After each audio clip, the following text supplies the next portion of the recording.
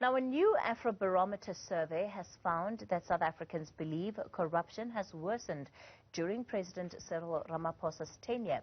It's despite a promised new dawn in 2018, which would tackle graft, restore government integrity, strengthen democratic institutions, and fast-track development. Joining us now to unpack the findings of the survey is Afrobarometer project leader Preston Govindasamy. Preston, good evening, and thank you so much for your time. It's interesting that already we've seen a response to this latest survey by Afrobarometer. This afternoon, Fikile Mbalula, the head of elections for the ANC, talking about the fact that, you know, the findings of the survey, to which extent can one really say that they're justified? And he listed a number of examples that have been undertaken under President Cyril Ramaphosa's presidency to fight and combat corruption. So, you know, how were you measuring the work that you were doing? Is it based on just sentiment and what people's perceptions are?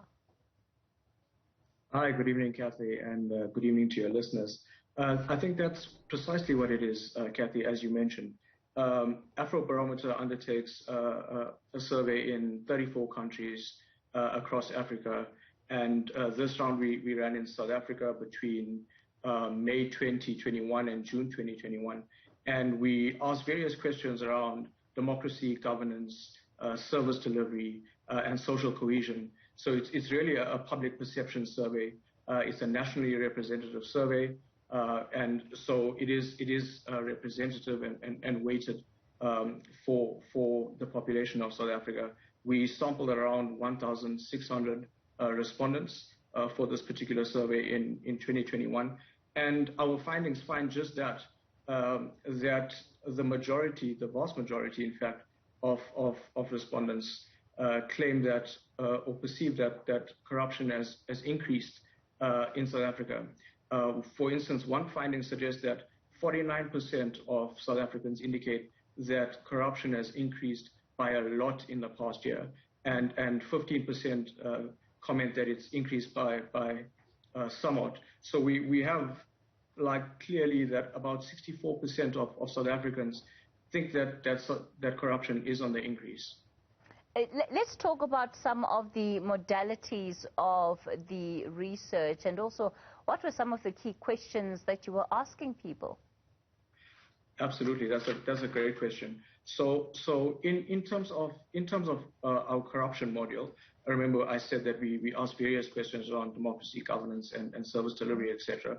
In the corruption module, we ask questions like, in the past year, has the level of corruption increased, decreased, or stayed the same? Another question we asked is, how many of the following people do you think are involved in corruption? And there we gave a list of 10 institutions, most of which were government institutions, but some were also NGOs, religious leaders, traditional leaders, and business executives. And some of our findings there suggest that citizens, 56% of citizens suggest that most or all of SAPs are involved in corruption. 53% said most or all of the president and his officials and his office are involved in corruption, and 51% suggest that most or all of local government councillors are involved in corruption. So that's just some of the findings we find. Compared to religious leaders, NGOs, and traditional leaders, we see that there's significantly more trust for those institutions compared to government institutions. And the margin of error for the study? So the margin of error is, we look at a 95% level of confidence with a 3% margin of error, yes. You know, it's interesting, this work, because, again, it reflects very much the sentiment of the studies that have been done on social media, etc. But in terms of more conclusive work, have you been able to identify any other work, perhaps even done by different bodies, that supports the finding of your own survey? Yeah, so maybe I'll just allude to one of them. So we see that the Transparency International's 2020 most recent corruption perception index score South Africa at 44 out of 100, suggesting that this is an international study, and suggesting that corruption is pretty high, even in an international perspective. From your perspective, Preston, what are really the key insights that the survey has provided across the board, not just looking at corruption, but also looking at some of the other things we're looking into, democracy and others? What do you think it's really telling us about where the psyche of South Africans is right now? Yeah, Kathy, I think my colleagues just released last week a paper on trust in government and government institutions, and there we also see quite a bleak picture. So overall, I think citizens are not too happy with the way government is currently handling corruption, and we see in the media the sort of the highlighting of corruption. We see the big saga of the health department and the scandal there, and we see also whistleblowing having a major impact on the country's officials and what whistleblowing can result in. So I think, it goes to speak. The general sentiment right now is that corruption is on the increase. Trust in government and government officials are on the decrease. For instance, we ran this data between 2011 and 2021, and I'll just share some insights from 2019 to 2021 with you. For instance, with SAPS, we see that in 2019, our respondents suggested 49% of respondents said that the police or SAPS were corrupt.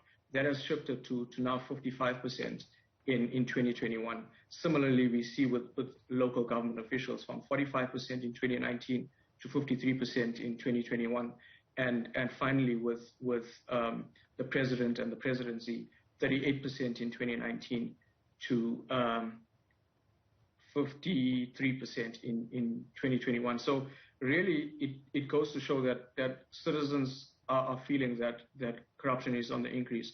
It may have to do with how our current president has sort of highlighted corruption as his main endeavor, and that's why it's in the media so often and it's being exposed so often. But we must not forget that the allegations, for instance, during his tenure of officials that are around him. Yeah. And of course, the presidency has not been exempt from some of those allegations in some instances, especially when one looks at the investigations that have now been concluded, of course, and cleared the former president's spokesperson, Kusela Diko. But nonetheless, that would have had its own impact on perceptions of South Africans. Preston Govindasamy is with Afrobarometer. Thank you for your time tonight, Preston.